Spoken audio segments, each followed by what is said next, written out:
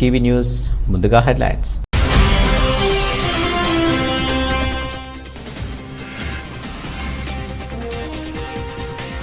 మోదీ ప్రభుత్వంపై అవిశ్వాస తీర్మానం, రెండోసారి బలపరీక్ష నిర్పించుకోవచ్చన్న మోదీ సర్కార్.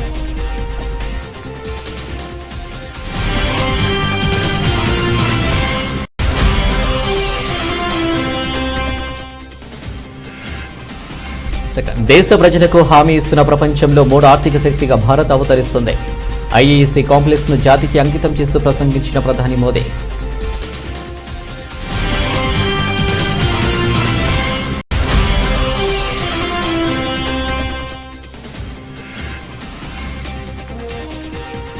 హైదరాబాద్ లో ఏకధాటిగా కురుస్తున్న వాన, అతి భారీ వర్షాలు కురుస్తాయన్న వాతావరణ శాఖ అధికారులు.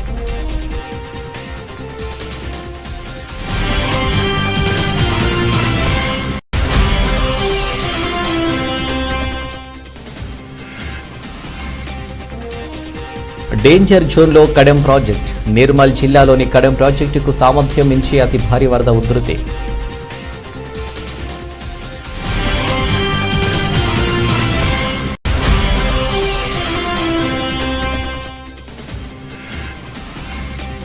ఏపీలోని ఆ 10 జిల్లాలకు రెడ్ అలర్ట్, ప్రజలు అప్రమత్తంగా ఉండాలని హెచ్చరికలు జారీ చేసిన అధికారులు.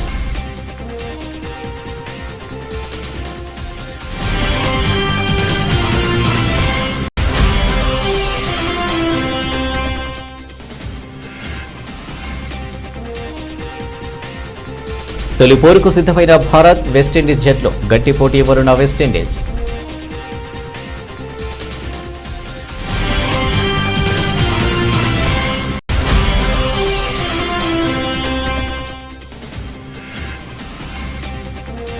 మిస్ శెట్టి, మిస్టర్ పులిశెట్టి మళ్లీ వాయిదా, నిరాశలో అభిమానులు.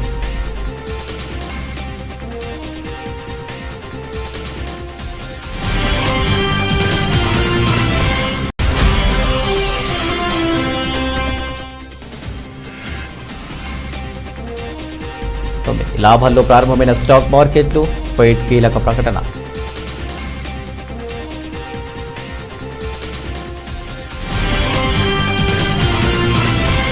ప్రధాని నరేంద్ర మోదీ ప్రభుత్వంపై కాంగ్రెస్ ఉపనాయకుడు గౌరవ్ గగోర్ బుధవారం లోక్సభలో అవిశ్వాస తీర్మానం ప్రవేశపెట్టగా స్పీకర్ ఓం బిర్లా దానిని ఆమోదించారు. కాగా మోడీ ప్రభుత్వం అవిశ్వాస తీర్మానాన్ని ఎదుర్కోవడం ఇది రెండోసారి కావడం గమనార్హం. అసలు ఇంతకీ అవిశ్వాస తీర్మానం అంటే ఏమిటంటే, అవిశ్వాస తీర్మానం అంటే అధికారంలో ఉన్న ఒక వ్యక్తి కానీ వ్యక్తుల సముదాయం కానీ ఆ అధికారాన్ని పదవిని నిర్వర్తించడానికి అనర్హులని తాము భావిస్తున్నట్టు లోక్సభ సభ్యులు ప్రవేశపెట్టే తీర్మానం. సాధారణంగా పార్లమెంటరీ దిగువ సభలో ప్రజలే ప్రత్యక్షంగా ఎన్నికైన పార్లమెంటు సభ్యులు మాత్రమే అవిశ్వాస తీర్మానం ప్రవేశపెట్టడానికి అర్హులు. లోక్సభ కార్యకలాపాల నియమావళిలో 198 అధికరణం దీని గురించి తెలుపుతుంది. దీని ప్రకారం లోక్సభ సమావేశ సమయంలో ఉదయం 10 గంటల లోపు సభా సభ్యులు ఎవరైనా లిఖితపూర్వక అవిశ్వాస తీర్మాన నోటీసు ప్రవేశపెట్టవచ్చు. అవిశ్వాసం నోటీసుకు కనీసం 50 మంది ఎంపీల మద్దతు ఉండాలి. లేదంటే ఆ తీర్మానాన్ని స్పీకర్ తిరస్కరిస్తారు. మెజారిటీ ఎంపీల విశ్వాసాన్ని కోల్పోతే ఆ ప్రభుత్వం పడిపోతుంది. రాజ్యాంగంలోని ఆర్టికల్ 75/3 ప్రకారం ప్రజలు ప్రత్యక్షంగా ఎన్నికైన సభకు ప్రభుత్వం బాధ్యత వహించాలి. ఆ విశ్వాస తీర్మానం అందిన 10 రోజుల్లోగా దానిని స్పీకర్ సభకు చదివి వినిపించి దానిపై చర్చకు ఓ తేదీని స్పీకర్ నిర్ణయిస్తారు. అవిశ్వాస తీర్మానంలో ప్రభుత్వంపై వారు చేసిన ఆరోపణలకు ప్రధానమంత్రి కానీ మంత్రి మండలి సభ్యులు కానీ సమాధానం చెప్పవలసి ఉంటుంది. ఈ చర్చ ముగిసిన అనంతరం అవిశ్వాస తీర్మానంపై స్పీకర్ ఓటింగ్ నిర్వహిస్తారు. అందులో మెజారిటీ సభ్యులు తీర్మానానికి అనుకూలంగా ఓటు వేస్తే ప్రభుత్వం పడిపోతుంది. మెజారిటీ సభ్యులు తీర్మానాన్ని వ్యతిరేకిస్తే తీర్మానం వీగిపోతుంది. స్వాతంత్ర్యానంతర భారతదేశ పార్లమెంటు చరిత్రలో ఇది 28వ అవిశ్వాస తీర్మానం. इस प्रस्ताव की अनुमति दी जाती है. मैं सभी दलों के नेताओं से चर्चा कर और नियमों के तहत उचित समय पे चर्चा करने की तिथि से आप सबको अवगत करा दूंगा.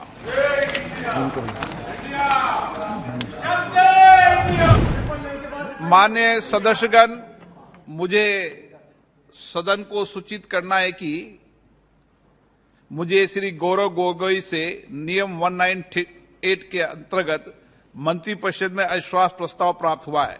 मैं श्री गौरव गोगोई से सदन की अनुमति प्राप्त करने के लिए अनुरोध करता हूं. प्रस्ताव इस प्रकार है. ये सभा मंत्रिपरिषद में विश्वास का अभाव प्रकट करती है. श्री गोगोई कृपया सदन की अनुमति प्राप्त करें.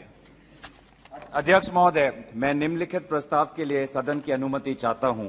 ये सभा मंत्री परिषद में विश्वास का अभाव प्रकट करती है।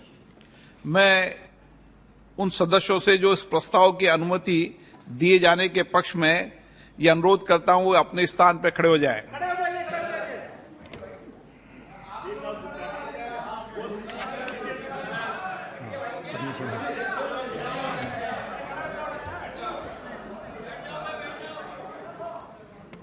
इस प्रस्ताव की अनुमति दी जाती है। मैं सभी दलों के नेताओं से चर्चा कर और नियमों के तहत उचित समय पर चर्चा करने की तिथि से आप सबको अवगत करा दूंगा। माननीय सदस्यगण, सदन की गरिमा रखो। ये भारत की संसद है। आप इतने पुराने दल हो, आपका इस तरह का व्यवहार ठीक लगता है क्या? कुछ गरिमा रखो सदन में। आप गरिमा को गिराना चाहते हैं सदन में।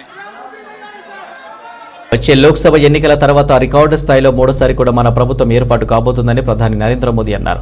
విపక్షాలు ఎన్ని పొత్తులు పెట్టుకున్నా ప్రజాభిమానం తిరస్కరించినా ముఖాలు మాత్రం అలాగే ఉంటాయన్నారు. మూడో అతిపెద్ద ఆర్థిక వ్యవస్థగా భారత్ ఏర్పడుతుందని ప్రధానమంత్రి నరేంద్ర మోదీ అన్నారు. ప్రగతి మైదానంలోని international exhibition cum convention centre complex ను ప్రధాని నరేంద్ర మోదీ ఇవాళ జాతికి అంకితం చేశారు. ఈ ఉదయం ఐటీపీఓ ప్రాంగణంలో హవన్ మరియు పూజలలో ప్రధాని మోదీ పాల్గొన్నారు. అనంతరం కేంద్రం నిర్మాణంలో నిమగ్నమైన కూలీలను ఆయన కలుసుకుని సన్మానించారు. ఈ మండపాన్ని చూసి ప్రతి భారతీయుడు సంతోషంగా గర్వపడుతున్నారని ప్రధాని మోదీ అన్నారు. కన్వెన్షన్ సెంటర్ భారతదేశ సంభావ్యతకు నూతన శక్తికి పిలుపు. భారత మండపం భారతదేశం గొప్పతనం, సంకల్పం, ఆదర్శం అని అన్నారు. साथियों, आज हमारी सरकार के स्तंभ और पिछले टर्म के कार्यों का परिणाम पूरा देश देख रहा है। आज देश का विश्वास पक्का हो गया है कि अब भारत की विकास यात्रा रुकने वाली नहीं है।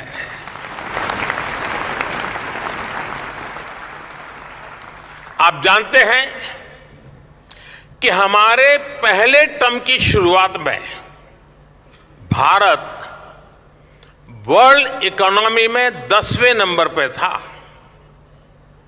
जब मुझे आप लोगों ने काम दिया तो हम अब 10 नंबर ही थे।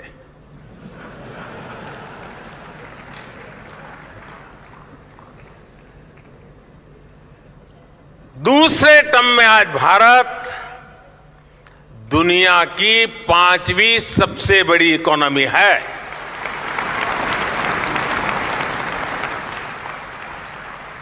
और ये ट्रैक रिकॉर्ड के आधार पर, बातों बातों में नहीं, ट्रैक रिकॉर्ड के आधार पर मैं कह रहा हूं, मैं देश को ये भी विश्वास दिलाऊंगा कि तीसरे टर्म में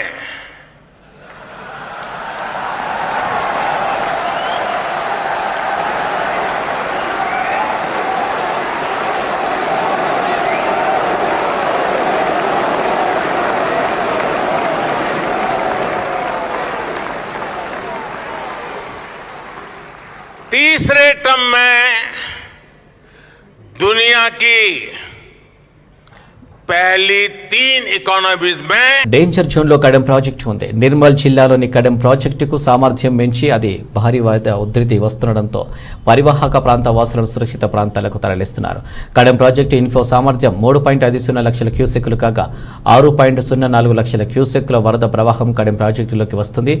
ప్రాజెక్టు మీద నుండి వరద నీరు ఓవర్ఫ్లో అవుతుంది. దీంతో దిగువ ప్రాంతాలు పూర్తిగా జలమయమైపోయాయి.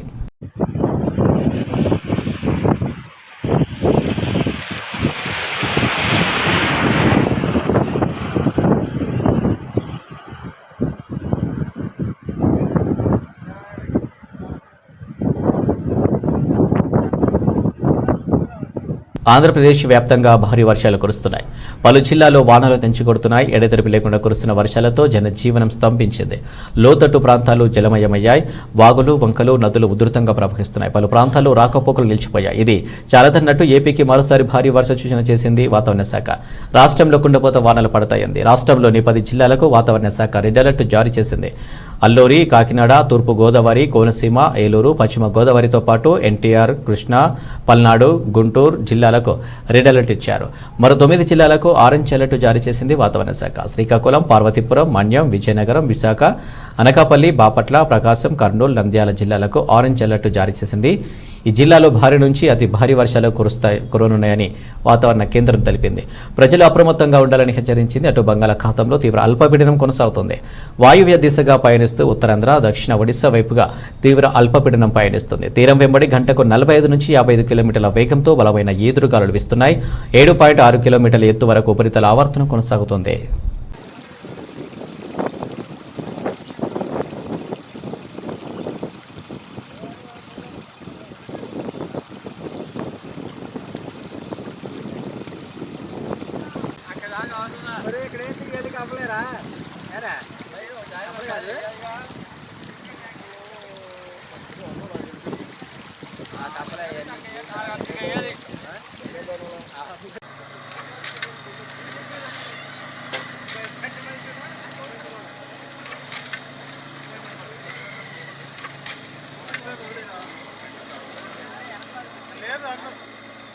రాష్ట్ర రాజధాని హైదరాబాద్ నగరంలో రాత్రి నుంచి ఎడతెరిపి లేకుండా వర్షం కురుస్తుంది. బుధవారం సాయంత్రం ప్రారంభమైన వాన తెల్లవారు ఏకతాటిగా కురుస్తూనే ఉన్నది. Maredpally, Bowenpally, Tirumalagiri, Alwal, Jawahar Nagar, Bolarum, Secunderabad railway station, Sitaphal Mandi, Quthbullapur, Nagole, LB Nagar, Vanasthalipuram, Hayat Nagar, Dilsukh Nagar, Malakpet, Chaderghat, Koti, Nampally, Lakdi Kapul, Khairatabad, Panjagutta, Ameerpet, Erragadda, Kukatpally, Miyapur, Chandanagar, Lingampally, Madhapur, Gachibowli, Rayadurgam, Banjara Hills, Jubilee Hills, Mehdipatnam, Chandrayangutta, Sagar ring road, BN రెడ్డిలో భారీ వర్షం కురుస్తుంది. వర్షాల దాటికి నాగూర్లోని అయ్యప్ప కాలనీలో ఇళ్లలోకి వరద నీరు చేరింది. లింగంపల్లి రైల్వే అండర్ పాస్ వద్ద భారీగా వరద నీరు చేరింది. దీంతో రాకపోకలు నిలిచిపోయాయి. గచ్చిబౌలి, లింగంపల్లి మార్గాల్లో వెళ్లాల్సిన వాహనాలను ట్రాఫిక్ పోలీసులు దారి మళ్లిస్తున్నారు. కాగా మరో 10 నిమిషాల్లో హైదరాబాద్లోని పలు ప్రాంతాల్లో భారీ నుంచి అతి భారీ వర్షాలు కురుస్తాయని వాతావరణ శాఖ తెలిపింది. అయితే భారీ వర్షాలతో జీహెచ్ఎంసీ సిబ్బంది అప్రమత్తమయ్యారు. రోడ్లపై నీరు నిలవకుండా వచ్చిన నీటిని వచ్చినట్లే పోయేట్లు చూస్తున్నారు డీఆర్ఎఫ్ సిబ్బంది. పోలీసులు, మున్సిపల్ శాఖ అధికారులు సహాయక చర్యలో పాల్గొంటున్నారు. బీఆర్కే భవన్ వద్ద రోడ్డుపై చెట్టు కూలిపోయింది. దీంతో రోడ్డుపై వాహనాలు నిలిచిపోయాయి.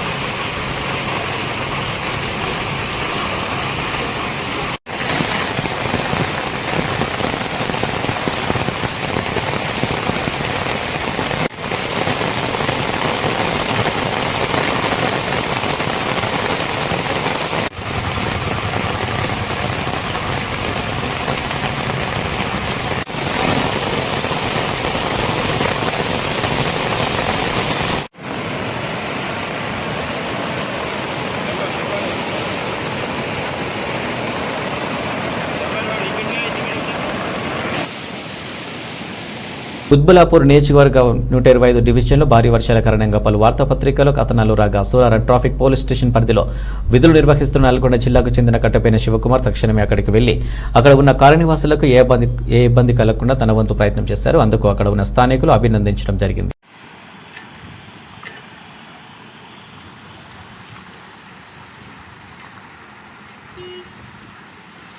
విశాఖ దక్షిణ నియోజకవర్గానికి పల్లపు ప్రాంతంలో లోతట్టు ప్రాంతమైన 35వ వార్డులో నిన్న కురిసిన 4 రోజుల భారీ వర్షానికి 35 వార్డు ప్రాంతమంతా కూడా వర్షపు నీటితో మునిగి ఆ ప్రాంతంలో ఉన్న పేద ప్రజలు ఆ ప్రాంతమంతా కూడా వర్షపు నీటితో మునిగి ప్రాంత వాస్తవ్యులు అందరూ కూడా నిత్యావసర వస్తువులు అన్ని తడిసిపోయి తీవ్ర ఇబ్బందులు పడుతున్నారు. ఈ సమస్యలను స్థానిక ఎమ్మెల్యే శ్రీ వాసుపల్లి గణేష్ కుమార్ గారికి అలాగే జీవీఎంసీ నగర కమిషనర్ సాయికత్ వర్మ గారికి విషయాన్ని తెలియపరిచి మన విల్లూరి హుటాహుటిన అధికార యంత్రాంగాన్ని సంఘటిత స్థలానికి ప్రాంతానికి రప్పించి పర్యటించడం జరిగింది. కార్యక్రమంలో బాధితులకి కొంతమందికి నిత్యావసర వస్తువులు కొనుక్కునేందుకు ఆర్థిక సాయం చేయడం, ఇటువంటి సమస్య రాబోయే రోజుల్లో జరగకుండా ఉండేందుకు శాశ్వత పరిష్కారం చేస్తానని హామీ ఇవ్వడం జరిగింది. అలాగే ఇటువంటి సమస్య మళ్లీ రాబోయే రోజుల్లో తలెత్తకుండా శాశ్వత పరిష్కారం చేసేదిగా జీవీఎంసీ వీపీటీ సంబంధిత అధికారులకు, పోర్టులో ఉన్న సంబంధిత అధికారులకు ఎక్కడైతే పోర్టు బ్రిడ్జ్ నిర్మాణం కొరకు వాటర్ సముద్రంలోకి వెళ్లే కాలువ నిర్మాణ పనులు చేస్తే ఉన్నారో ఆ నిర్మాణ పనులు చేయడం గురించి నిర్మాణ పనులు వేగవంతం చేయాలని, ఇటువంటి సమస్య రాబోయే రోజుల్లో తలెత్తకుండా ఉండాలని పోర్టు అధికారులకి కూడా సంబంధిత అధికారులకు ఆదేశాలు జారీ చేయడం జరిగింది. ఈ కార్యక్రమంలో శ్రీ శ్రీ దుర్గాలమ్మ అమ్మవారి దేవస్థానం ధర్మకర్త భక్తి మంగరాజు గారు, యాల రమణమ్మ గారు, 35వ వార్డు వైసీపీ నాయకులు, కార్యకర్తలు, శ్రేయభిలాషులు, పార్టీ శ్రేణులు, సచివాలయం కన్వీనర్లు, గృహ సారథులు పాల్గొనడం జరిగింది.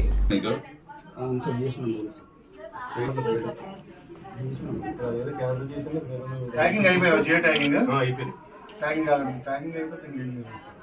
మనం కాకుండా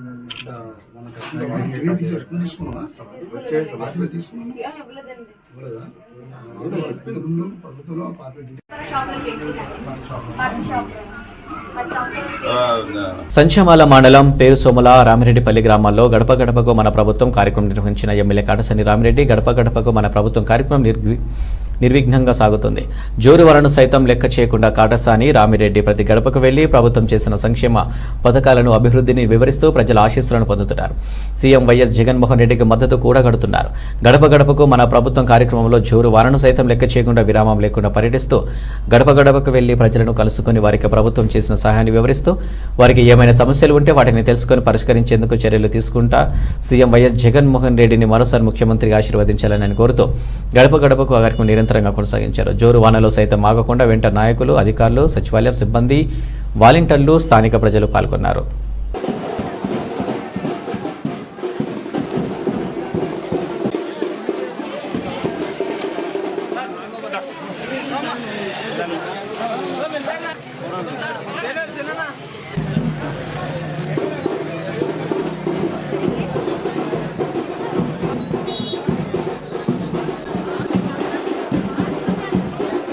అధికార పార్టీపై వైఎస్ఆర్టీపీ చీఫ్ వైఎస్ షర్మిల మరోసారి విరుచుకుపడ్డారు. కొత్తగూడెం ఎమ్మెల్యే వనామ వెంకటేశ్వరరావు ఎన్నికల చెల్లాదంటూ హైకోర్టు ఇచ్చిన తీర్పుపై స్పందించిన షర్మిల బీఆర్ఎస్లో ఉన్న ఎమ్మెల్యేలంతా మరో వనామాలే అంటూ ఎద్దేవా చేశారు. అంతా ఎన్నికల కమిషన్ తప్పుదోవ పట్టించే వాళ్ళే అని వ్యాఖ్యలు చేశారు. దొరల్లా చిలామణి అవుతూ దొరకకుండా తిరుగుతున్న దొంగలే అన్నారు. ఎన్నికల అఫిడవిట్లు చూపింది గోరంతైతే దాచింది కొండంత అని తెలిపారు. లెక్కకు రాని ఆస్తులు, అంతస్తులు అనంతమన్నారు. అధికార పార్టీ ఎమ్మెల్యేల అఫిడవిట్లు తక్షణం తనిఖీ చేసి తప్పుడు సమాచారం ఇచ్చిన ఎమ్మెల్యేలపై అనర్హత వేటు వేయాలని రాష్ట్ర ఎన్నికల ప్రధానాధికారి వైఎస్ఆర్ తెలంగాణ పార్టీ విజ్ఞప్తి చేస్తుందన్నారు. ఎన్నికల సంఘాన్ని మోసం చేసి అధికారం అనుభవిస్తున్న వారిని మళ్లీ పోటీకి అనర్హులుగా ప్రకటించాలని వైఎస్ షర్మిల కోరారు.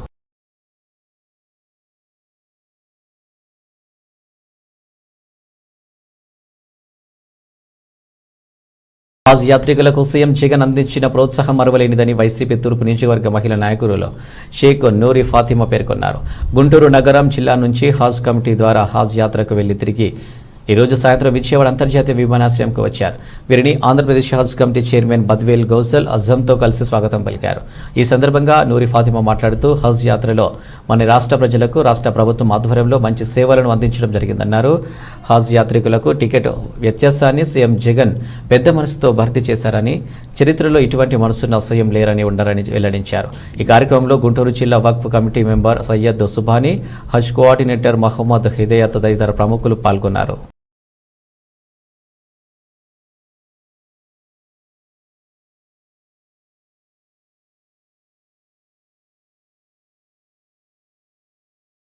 గుంటూరులోని కలెక్టరేట్ నందు జరిగిన జిల్లా అభివృద్ధి సమీక్ష సమావేశంలో జిల్లా ఇన్ఛార్జ్ మినిస్టర్ దర్బాన ప్రసాదరావుతో కలిసి పాల్గొన్న రాష్ట్ర అధికారి ప్రతినిధి అండ్ పొన్నూరు శాసనసభ్యులు కిలారి వెంకటయ్య రోషయ్య.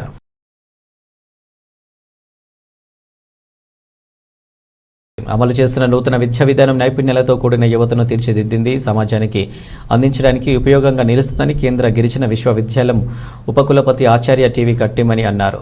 నగరంలోని ఒక హోటల్లో నూతన విద్యా విధానం 2020 అమలు చేసి 3 సంవత్సరాలు పూర్తయిన సందర్భంగా ఏర్పాటు చేసిన విలేకరుల సమావేశంలో ఆయన పాల్గొన్నారు.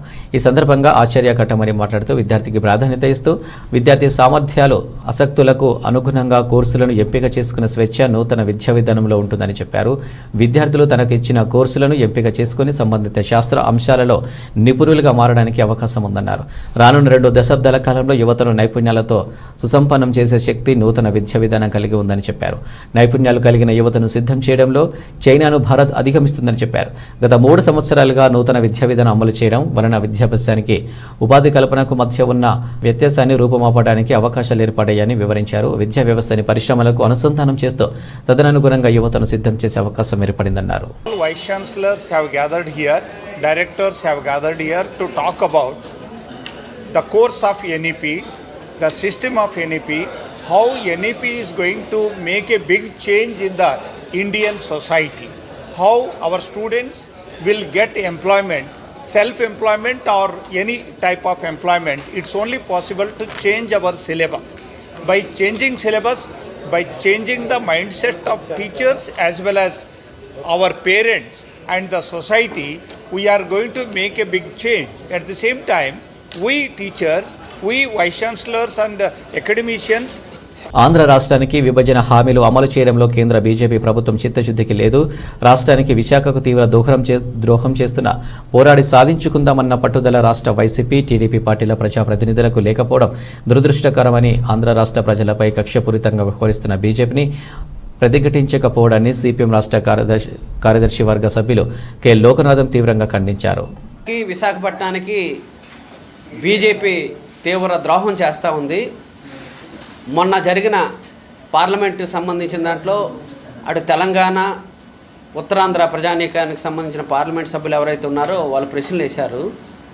హోంశాఖ సహాయ మంత్రి గారు సమాధానం చెప్తూ రైల్వే జోన్కి సంబంధించి దాదాపు 106 కోట్ల రూపాయలు కేటాయించాలి, కానీ మేము 10 కోట్లు మాత్రమే కేటాయించామని చెప్తున్నారు. అంటే ఎంత చిత్తశుద్ధి ఉందనేది స్పష్టంగా అర్థమవుతుంది. ఒకవైపున రైల్వే జోను విశాఖపట్నానికి సంబంధించి ఉత్తరాంధ్రకి ప్రాణవాయువు. భారత్ వెస్టిండీస్ జట్ల మధ్య వన్డే సమరం ఈ రోజు నుంచి ప్రారంభం కానుంది. 3 వన్డే మ్యాచ్ల సిరీస్లో భాగంగా తొలి మ్యాచ్ భారత కాలమానం ప్రకారం గురువారం రాత్రి 7 గంటలకు బార్బడోస్లో కన్సింగ్టన్ ఓవల్లో జరుగుతుంది. ఇప్పటికే టెస్ట్ సిరీస్లో భాగంగా ఇండియా, విండీస్ జట్లు 2 టెస్టు మ్యాచ్లు ఆడాయి. 1-0తో భారత్ జట్టు సిరీస్ను కైవసం చేసుకుంది. రెండో టెస్టు చివరి రోజు ఆట పూర్తిగా వర్షార్పణం కావడంతో క్లీన్ స్వీప్ నుండి వెస్టిండీస్ జట్టు తప్పించుకున్నట్లయింది. నేటి నుంచి జరిగే వన్డే సిరీస్లో 3 మ్యాచ్లను గెలుచుకుని వన్డే సిరీస్ను క్లీన్ స్వీప్ చేయాలని రోహిత్ సేన పట్టుదలతో ఉంది. అయితే వన్డే జట్టు విషయానికి వస్తే వెస్టిండీస్ జట్టు బ్యాటింగ్ ఆర్డర్ బలోపేతంగా ఉందనే చెప్పవచ్చు. టెస్టులతో పోలిస్తే వన్డేలో విండీస్ జట్టు గట్టి పోటీ ఇస్తుందనడంలో ఏమాత్రం అతిశయోక్తి లేదు. ఆ జట్టులో మెరుపు బ్యాటింగ్తో భారీ స్కోరు సాధించగలిగే బ్యాటర్లు ఉన్నారు. ఇటీవల ఐపీఎల్లో మెరుపులు మెరిపించిన కైల్ మేయర్స్తో పాటు అతడి ఓపెనింగ్ భాగస్వామి బ్రెండర్ కింగ్ కూడా దూకుడైన బ్యాటింగ్ చేస్తాడు. కెప్టెన్, వికెట్ కీపర్ షై హోప్కు వన్డేలో మంచి రికార్డు ఉంది. మరోవైపు హెబ్ మయర్, ఆల్రౌండర్లు రోమన్ పావెల్, రోమారియో షెఫర్డ్లు రాణిస్తే భారత్ బౌలర్లకు కష్టాలు తప్పవు. వారిని కట్టడించేందుకు భారత్ బౌలింగ్ త్రయం పక్క వ్యూహంతో బౌలింగ్ చేయాల్సి ఉంటుంది. విండీస్ జట్టులో ఫేస్ బౌలర్ అల్లారి జోసెఫ్తో భారత్ బ్యాటర్లు కొంచెం జాగ్రత్తగా ఉండాల్సిందేనని క్రీడా విశ్లేషకులు పేర్కొంటున్నారు.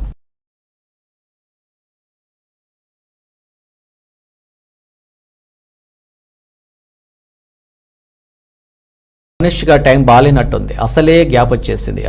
అనుకుంటుంటే చేతిలో ఉన్న ఒక్క సినిమా లేట్ అవుతుంది. బాహుబలి నుంచి వరుసగా సీరియస్ సినిమాలు చేస్తూ ట్రాక్ మారిన Anushka interesting love story grand reentry ఇద్దామని ట్రై చేస్తుంది. సౌత్ సినిమాని సోలో స్టార్ హీరోయిన్గా ఏలిన అనుష్క ఈ మధ్య సినిమాలు బాగా తగ్గించేసింది. బాహుబలి తర్వాత బాగుమతి పర్వాలేదనిపించిన ఆ తర్వాత నిశ్శబ్దం నిరాశపరిచింది. 2020లో వచ్చిన ఆ సినిమా తర్వాత లాంగ్ గ్యాప్ తీసుకుని అనుష్క, నవీన్ పొలిశెట్టి కాంబినేషన్లో తెరకెక్కుతున్న miss Shetty mister Polishetty movie చేస్తుంది. ఈ సినిమా అనౌన్స్ చేయగానే అభిమానులు సంతోషించారు.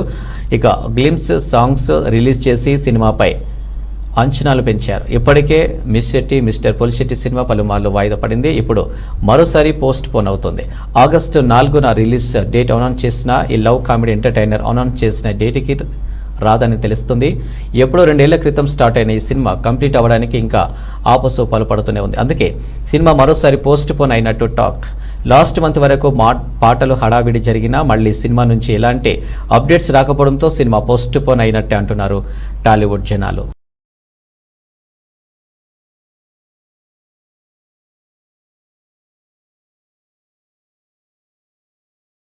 ఉదయం 9:16 సమయంలో బెంచ్ మార్క్ సూచి సెన్సెక్స్ 181 పాయింట్ల లాభంతో ట్రేడింగ్ కొనసాగిస్తుండగా మరో కీలక సూచి నిఫ్టీ 59 పాయింట్ల మేర లాభంతో ఇంట్రాడేలో కొనసాగుతుంది.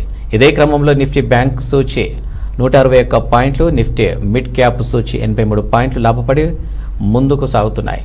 అమెరికా సెంట్రల్ బ్యాంక్ ఫెడ్ తాజాగా తన వడ్డీ రేట్లను 25 బేసిస్ పాయింట్ల మేర పెంచుతున్నట్లు ప్రకటించింది. దీంతో అమెరికా మార్కెట్లు ఫ్లాట్ ముగింపును నమోదు చేశాయి. వడ్డీ రేట్ల పెంపు నిర్ణయంతో ఆసియా మార్కెట్లు లాభాల జోరు కొనసాగిస్తున్నాయి. భారత మార్కెట్లపై సైతం ఇదే ప్రభావం కనిపిస్తుంది. ఎన్ఎస్ఈలో Cipla, Bajaj Finance, Infosys, Divi's Labs, Hindalco, BPCL, Sun Pharma, Apollo Hospitals, LT, Power Grid, UltraTech Cements, ICICI Bank, SBI Life, Airtel, UPL, Adani Enterprises, HDFC Bank, Asian Paints, doctor Reddy's కంపెనీల షేర్లు టాప్ గెయినర్లుగా కొనసాగుతున్నాయి. ఇదే క్రమంలో Mahindra and Mahindra, Tech Mahindra, Tata Consumer, Hindustan Unilever, Nestle, Britannia, Kotak Bank, Eicher Motors, IndusInd bank, JSW Steel కంపెనీల షేర్లు నష్టాల్లో trading కొనసాగిస్తూ టాప్ లూజర్లుగా నిలిచాయి.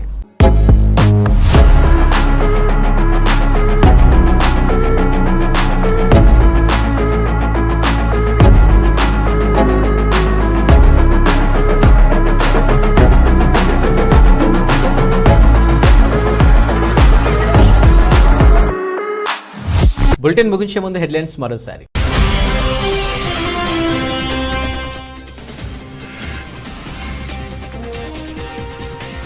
మోదీ ప్రభుత్వంపై అవిశ్వాస తీర్మానం, రెండోసారి బలపరీక్ష నిర్పించుకోవచ్చన్న మోదీ సర్కార్.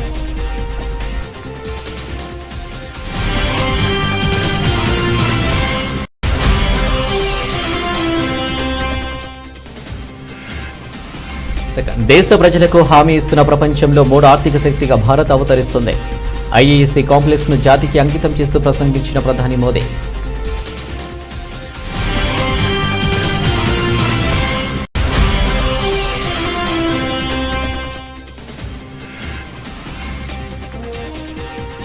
హైదరాబాద్లో ఏకధాటిగా కురుస్తున్న వాన, అతి భారీ వర్షాలు కురుస్తాయన్న వాతావరణ శాఖ అధికారులు.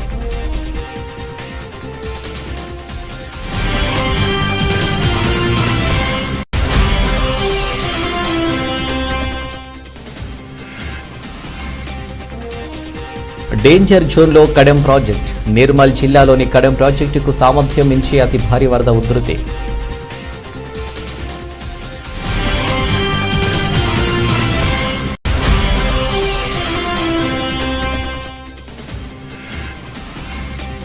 ఏపీలోని ఆ 10 జిల్లాలకు రెడ్ అలర్ట్, ప్రజలు అప్రమత్తంగా ఉండాలని హెచ్చరికలు జారీ చేసిన అధికారులు.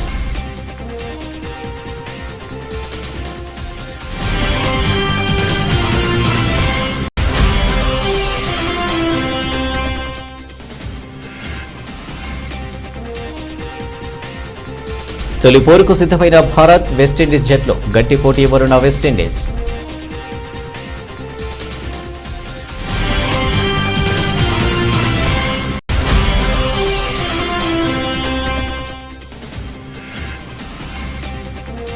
మిస్ శెట్టి, మిస్టర్ పులిశెట్టి మళ్లీ వాయిదా, నిరాశలో అభిమానులు.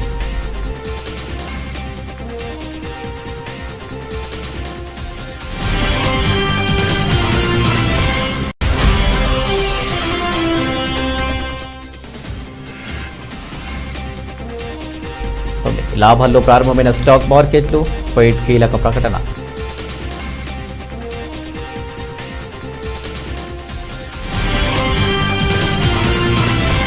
ఇవి బులెటిన్ అప్డేట్స్. నమస్తే.